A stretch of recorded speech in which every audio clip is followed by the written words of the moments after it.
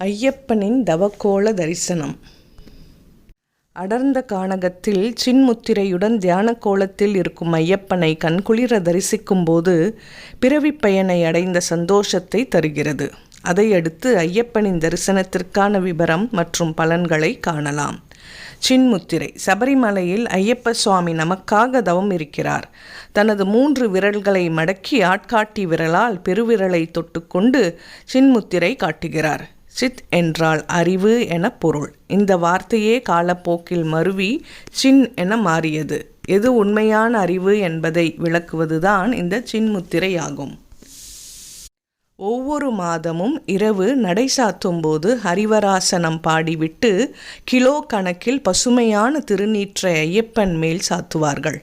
அத்துடன் ஐயப்பனின் சின்முத்திரையின் மேல் ஒரு ருத்ராட்ச மாலையை போடுவார்கள். இதற்கு தவக்கோலம் என்று பெயர். அப்போது ஒரு விளக்கையும் ஏற்றி வைப்பார்கள். அந்த விளக்கானது மீண்டும் அடுத்த மாதம் நடை திறக்கப்படும் வரை எரிந்து கொண்டே இருக்கும்.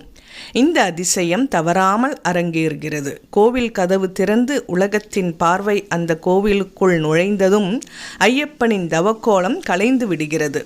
அடுத்த நிமிடமே அந்த விளக்கும் அணைந்து விடுகிறது. சின்முத்திரையின் மேல் போடப்பட்ட ருத்ராட்ச மாலையும் கைமாறி இருக்கும். இந்த அதிசயத்தை காண கண்கோடி வேண்டும்.